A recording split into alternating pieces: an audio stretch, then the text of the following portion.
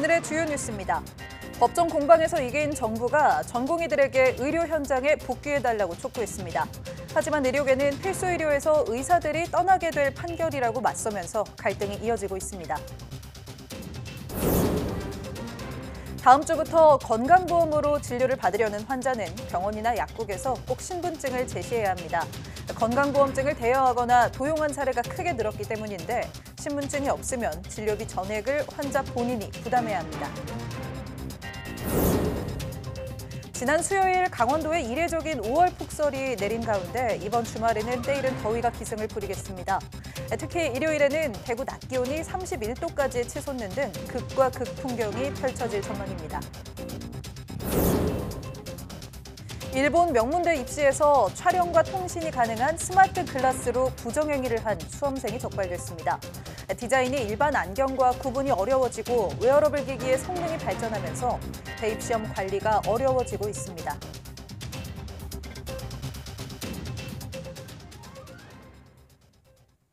여러분 안녕하십니까? 사이언스 투데이 시작합니다. 의대 정원 증원을 멈춰달라며 의료계가 법원에 낸 집행정지 신청이 항고심에서도 받아들여지지 않았습니다. 재판부는 의대생들의 학습권 보호보다는 의대 증원을 통한 의료 개혁이 더 시급한 과제라고 판단했습니다. 김철희 기자가 보도합니다. 의대 증원 집행정지 신청에 대한 항고심 법원 판단은 큰 틀에서 1심과 같았습니다. 의대 교수와 전공의, 의대 준비생들은 소를 제기할 자격이 없다며 신청을 각하한 겁니다. 다만 헌법 등 관련 법령상 의대생의 학습권은 법률상 보호되는 이익이 맞고 따라서 의대생들의 신청인 적격은 인정된다고 판단했습니다. 그러면서 거의 모든 의대가 2,000명이 당장 증원되면 현실적으로 정상 교육이 불가능하다고 호소하는 등 절차를 그대로 진행하면 의대생들에게 회복하기 어려운 손해가 발생할 수 있다고 인정했습니다. 재판부는 그러나 교육받을 권리보다 중요한 건 의료 개혁이라는 공공복리라며 인용 대신 기각을 선택했습니다. 당장 필요한 곳에 의사들이 적절히 공급되지 않아 필수 의료와 지역 의료가 상당한 어려움에 처해 있고 이를 해결하기 위한 전제로 의대 정원 증원이 필요하다는 것을 부정하기 어렵다는 겁니다. 그간 법원은 의대 교수와 학생은 의대 증원 처분의 당사자가 아니라며 집행정지 신청을 잇따라 각하해왔습니다. 그런데 지난달 30일 항고심을 맡은 서울고등법원이 정부 측에 근거 자료를 요구하며 법원 결정 전까지 증원 결정을 미뤄달라는 취지로 요청하며 파문이 일었습니다. 결정 직후 재항고 의사를 밝힌 의료계는 대법원이 이번 달 안에 사건을 확정해 줄 것을 기대한다고 말했습니다. 다만 대법원 관계자는 기본적 절차에 들어가는 시간이 있는 만큼 빨라도 7월은 돼야 결론이 날 걸로 전망했습니다. YTN 김철입니다. 법원이 의대 증원 정지 가처분 신청을 받아들이지 않은 이후 정부는 의료개혁의 속도를 내겠다는 뜻을 거듭 강조했습니다. 전병왕 보건복지부 보건의료정책실장은 17일 열린 의사 집단행동 중앙재난안전대책본부 회의 브리핑에서 지역의료 강화 등 의료개혁 4대 과제를 더욱 빠르게 이행하겠다고 밝혔습니다. 특히 의료개혁 특별위원회가 4개 전문위원회의 논의를 통해 세부개혁 방안에 대해 구체적 논의를 진행할 것이라고 설명했습니다. 그러면서 병원을 떠나 있는 전공의들을 향해 즉시 소속 병원으로 돌아오라고 촉구했고 의대 교수들에게는 일주일 휴진 등 집단 행동을 자제해달라고 요청했습니다. 의대 증원 집행정지 항고심에서 법원이 정부의 손을 들어준 결정에 대해 의료계가 공공복리를 위협하는 결과를 낳게 될 것이라고 우려했습니다. 대한의사협회와 전국의과대학 교수협의회 등은 17일 공동 입장문을 내고 이번 결정은 의대 교수와 전공의, 의대생들이 미래에 대한 희망을 잃고 필수 의료 현장을 떠나게 할 것이라고 주장했습니다. 특히 정부가 의대 정원을 늘리면서 전문위원회 등과 현실성과 타당성에 대해 논의한 일이 없었고 각 의대 실사도 부실하게 진행했다고 비판했습니다. 그러면서 정부가 수요조사 당시 학교 측과 했던 소통 내용, 의학교육 점검 보고서, 배정과정 회의록 등을 공개하라고 요구했습니다. 법원이 의대 증원 정지 가처분을 받아들이지 않은 것을 두고 임현택 대한의사협회 회장은 우리나라 의료 시스템을 철저히 망가뜨릴 마지막 사망 선고라고 비판했습니다. 임 회장은 CBS의 라디오 방송에 출연해 재판부가 완전히 공공복리에 반하는 판결을 했다며 이같이 말했습니다.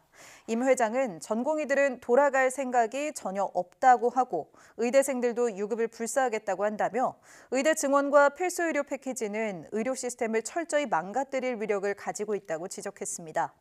이번 결정을 내린 판사에 대해서는 대법관 승진과 관련한 회유가 있지 않았겠냐고 주장했습니다.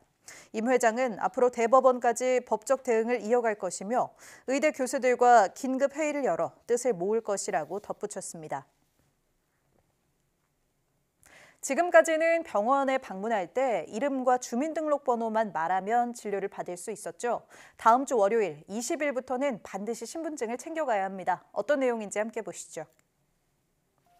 오는 20일부터 국민건강보험법 개정안에 따라 모든 요양기관에서 환자 본인 여부와 건강보험 자격 여부를 확인하기로 했습니다.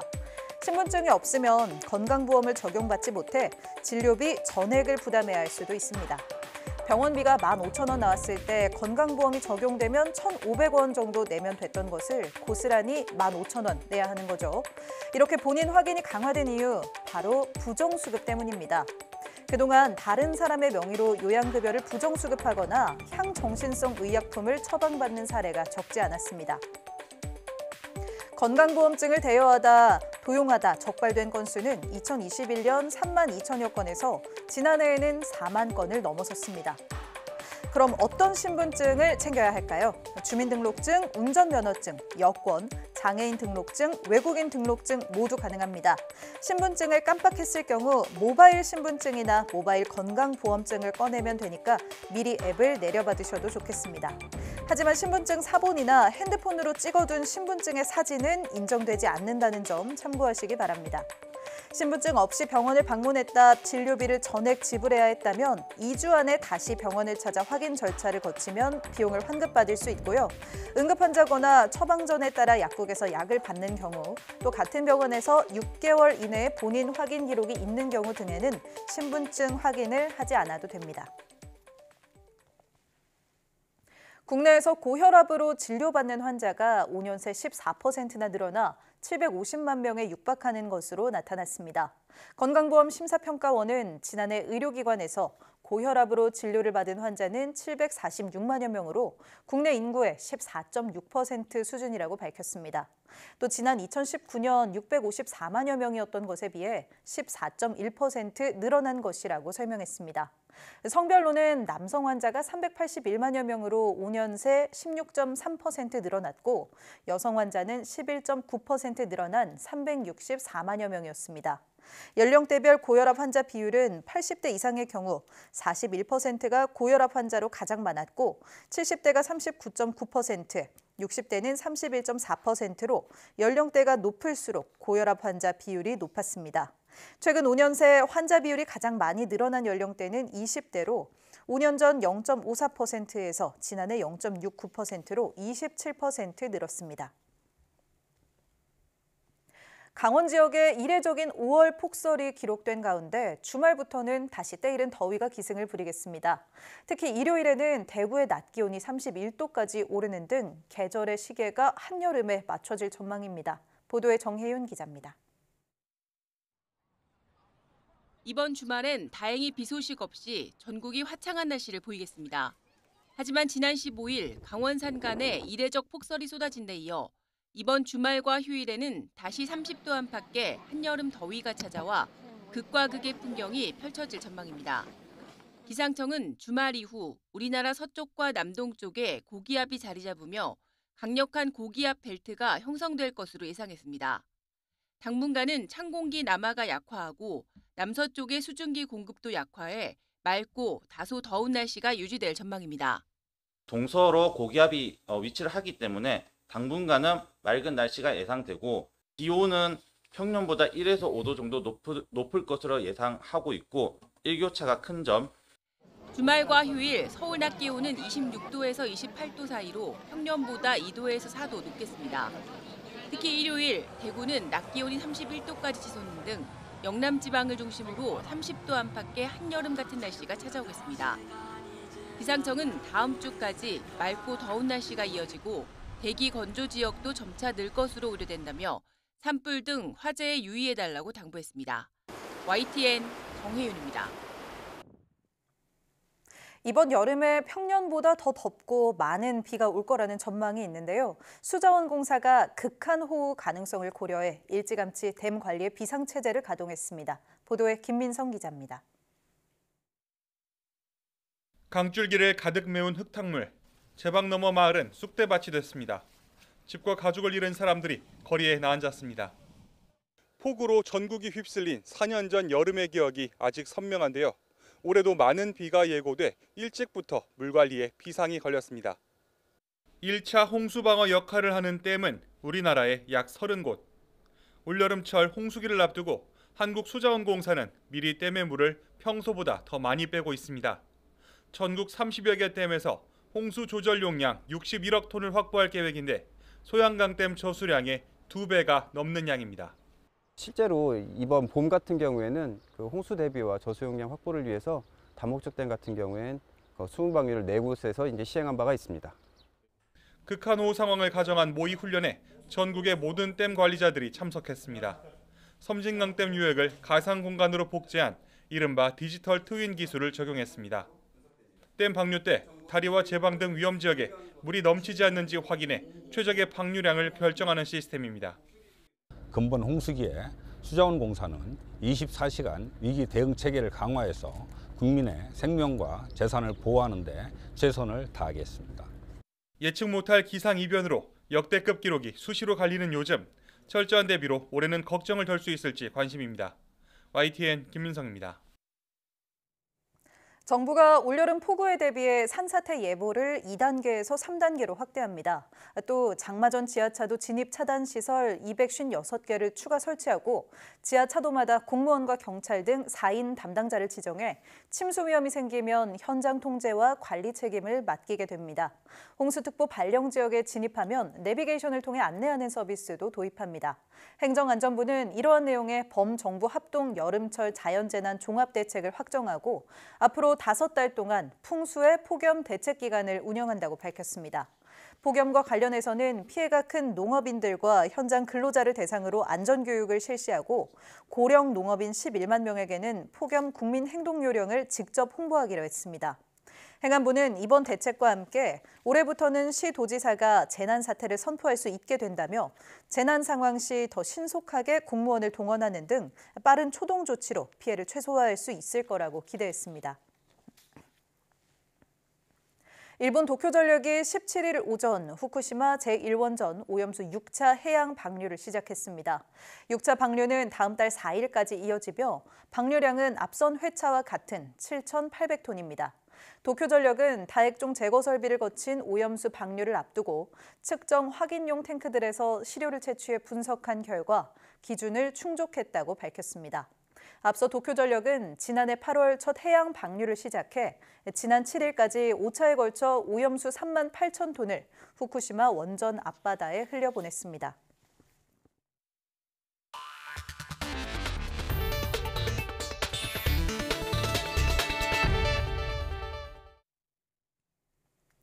네, 인공지능과 로봇 등이 일상화된 미래가 되면 교육 역시 지금과는 매우 다른 모습일 텐데요. 미래 교실의 모습을 미리 만나고 첨단 교육을 직접 체험해 볼 수 있는 교육 박람회가 열렸습니다. 최소라 기자가 다녀왔습니다. 공원 한복판에 인공지능 로봇개가 등장했습니다. 진짜 강아지처럼 앞발을 주기도 하고 엎드리며 애교도 부립니다. 되게 신기하고 과학기술이 많이 발전했다 생각했어요. 곳곳에 마련된 부스에서는 어린이가 코딩을 통해 자율주행 미니카를 조작하기도 하고 자동차를 움직였어요. 네, 그게 어렵진 않았고 많이 재밌었어요. 가상현실에서 비행 시뮬레이션을 하거나 드론을 직접 조종하기도 합니다. 네, 생각보다 훨씬 더 재밌었고 근데 조금 잘 마음대로 안 해서 조금 어려웠어요. 서울 양천공원부터 양천구청, 사잇길과 도로까지 커다란 교실로 바뀌었습니다. 올해로 2회째를 맞은 Y 교육박람회에서는 로봇과 인공지능, 가상현실, 증강현실, 드론 등 미래 기술을 직접 체험해 볼 수 있습니다. 고등학교와 대학교 입시 설명회와 유학 상담, 성향별 학습 방법을 알려주는 진로 상담, 대학생 멘토링도 진행됩니다. 야외에 마련된 무대에서는 인기 유튜버와 스타 강사, 수능 만점자의 강연과 토크쇼도 진행됩니다. 영유아부터 어르신들까지 다양하게 참석할 수 있는 프로그램을 준비했습니다. 앞으로 우리 대한민국의 교육이 어떻게 가야 되는지에 대해서 한번 배울 수 있는 그런 장이 되지 않을까 이렇게 기대합니다. 첨단 기술을 만난 미래의 교실의 모습을 직접 보고 체험해 볼 수 있는 Y교육박람회는 양천구청 일대에서 18일까지 진행됩니다. YTN 사이언스 최소라입니다. 이른바 드론 택시로 불리는 도심 항공교통이나 자율주행차는 머지않은 미래에 우리 삶을 바꿀 기술들로 꼽힙니다. 이런 국토교통 미래 기술을 선보이는 전시에 최도희 기자가 다녀왔습니다. 마치 살아있는 개처럼 다리를 구부렸다 펴고 움직일 땐 네 발로 균형을 맞추며 걸어가는 사족보행 로봇개입니다. 위험한 건설 현장에 사람 대신 사족보행 로봇개를 투입하면 로봇에 설치한 카메라 등을 통해 3차원 데이터를 수집할 수 있습니다. 상용화되면 공사 현장의 안전 지킴이로서 그 역할을 톡톡히 해낼 것으로 기대됩니다. 복잡한 교통 문제를 해결할 미래의 교통수단으로 주목받고 있는 드론 택시. 하늘길을 오가는 운송수단인 만큼 안전한 운영체계는 필수입니다. 관람객들은 도심 항공교통 UAM 시뮬레이터를 통해서 운영 과정을 직접 눈으로 확인할 수 있습니다. 특히 UAM 관련돼서 제가 지금 주제를 진행하고 있어가지고 그와 관련해서 우리나라 기업들이나 정부 부처들이 많아가지고 유익한 정보를 얻을 수 있는 것 같아서 좋은 것 같습니다. 운전자의 개입이 없어도 차량 스스로 주행 상황을 인지하고 판단해 제어할 수 있는 레벨 4 수준의 자율주행 차량이 상용화될 경우 차량 배치와 반납을 자동으로 할 수 있는 공유차 서비스 애플리케이션도 눈길을 끕니다. 이렇게 미래의 삶을 바꿀 것으로 기대되는 국토교통 미래 기술이 한자리에 모였습니다. 관련 기술 연구자들에게는 기술을 실증하고 개선하는 기회가 됐고 이런 기술 대전에 참여함으로써 랩실에서만 모든 실험을 진행하는 것이 아니라 실제 현장에서 저희가 개발한 기술을 실증하고 검사하고 또 개선할 수 있는 그런 기회를 가질 수 있는 점이 가장 좋습니다. 관람객들에겐 삶에 밀접한 국토교통 관련 미래 기술을 미리 만나보는 체험의장이 됐습니다. YTN 큐두입니다. 일본 명문대 입시에서 촬영과 통신 기능이 있는 스마트 글라스로 부정행위를 한 수험생이 적발됐습니다. 이렇게 웨어러블 기기가 갈수록 정교해지면서 대입 시험 관리에도 비상이 걸렸습니다. 도쿄에서 김세호 특파원의 보도입니다. 일본 시중에 판매되고 있는 스마트 글라스입니다. 안경처럼 쓰고 동영상과 사진 촬영이 가능합니다. 스마트폰과 연동해 통화를 할 수 있는 제품도 있습니다. つけ心地は普通のメガネとあんまり変わらない。ちょっと黒縁のメガネと変わらない感じだ。 지난 2월 일본 와세다 대학 입시에서 한 수험생이 스마트 글라스를 이용하다 적발됐습니다. 스마트 글라스를 쓰고 시험 문제를 촬영해 자신의 스마트폰에 전송하고 이를 다시 SNS를 통해 여러 사람에게 전달한 뒤 해답을 알려달라고 한 것으로 조사됐습니다. 이 수험생에게 연락을 받은 사람 가운데 한 명이 대학 측에 신고하면서 덜미가 잡혔습니다. 수험생은 시험에는 합격하지 못한 것으로 파악됐습니다. 受験生がみんな人生かけて臨む場所なので、やっぱりそういう不正があるっていうのはすごい残念ですし。 부정 행위에 사용된 스마트 글라스는 일반 안경과 구분이 어려운 디자인까지 나오는 등 더욱 정교해지고 있습니다. テクノロジーが進化してしまうとどうしても防げない部分はあると思いますね。もちろんそれがまた新しい形になってきたりすると、そこはいたちごっこなのかもしれないですけれども。 일본에서는 2022년 1월 우리의 수능과 같은 대입 공통 테스트에서 수험생이 스마트폰으로 문제를 외부로 유출하려다 적발된 적이 있습니다.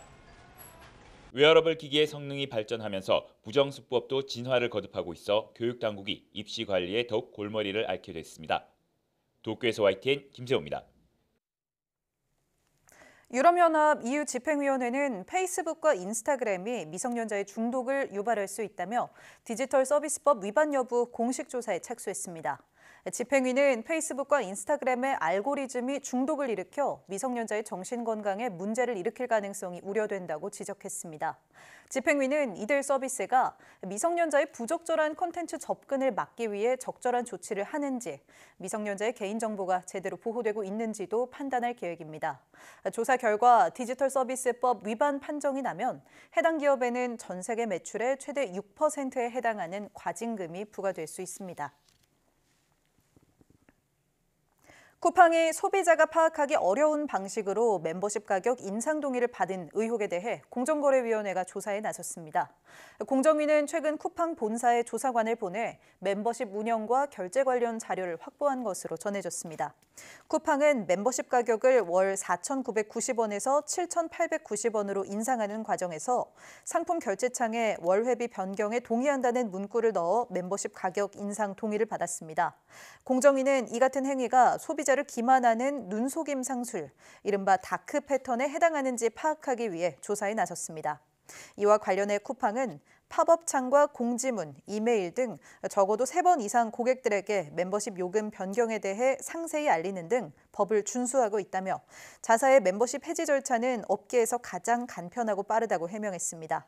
공정위 관계자는 조사 중인 사안에 관해서 확인할 수 없다면서도 법 위반 사실이 확인되면 엄정하게 조치할 것이라고 밝혔습니다. 1mm 크기에 불과한 글자로 개인정보 활용을 동의받은 뒤 이를 보험사에 판매한 홈플러스가 소비자들에게 배상해야 한다는 판결이 대법원에서 확정됐습니다.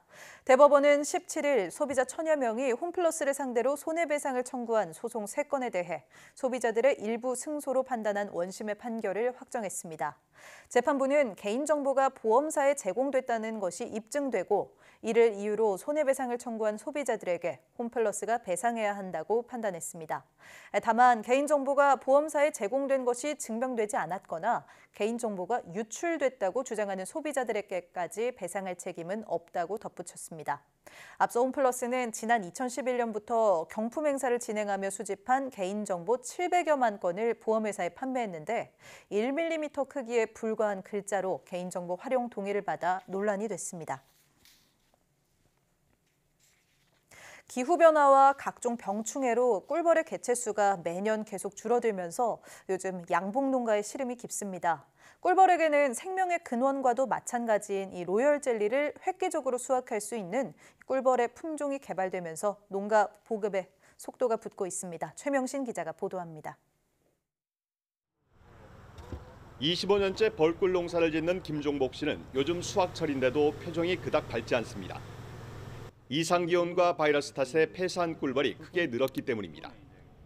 300여 뚱의 벌을 키우고 있는데 올해는 수확량이 지난해 3분의 1 수준입니다.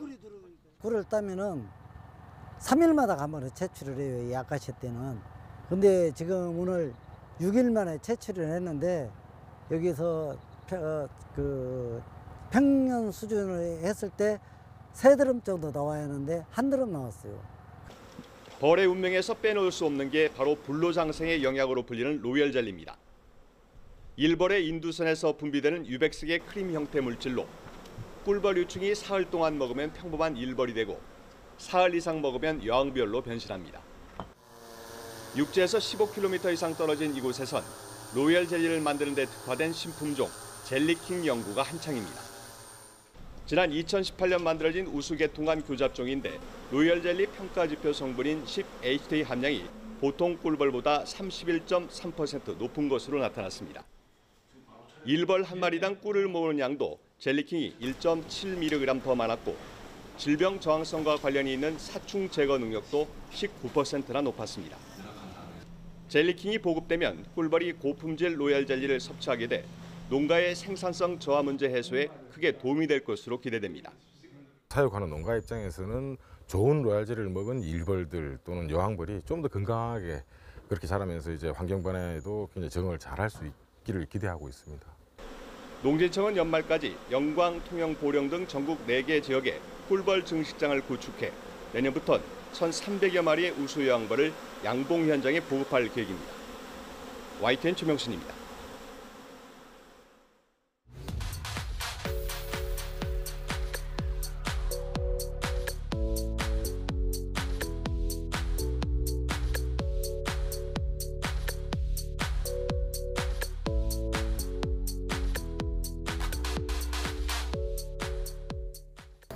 이상기후로 5월에 눈이 내리고 또 금세 한여름 기온으로 올라가는 등 기온 변화가 예측하기 어렵고 폭도 커지고 있습니다. 환경부에서도 AI를 활용한 홍수 발생 예측, 또 내비게이션에 주의 안내 표시 등이 포함된 올여름 홍수 피해 대책을 발표했는데요. 자동차나 누전 차단 점검 등 각 가정에서 대비해야 할 것들도 미리 챙겨보시는 게 좋겠습니다. 뉴스 마칩니다. 고맙습니다.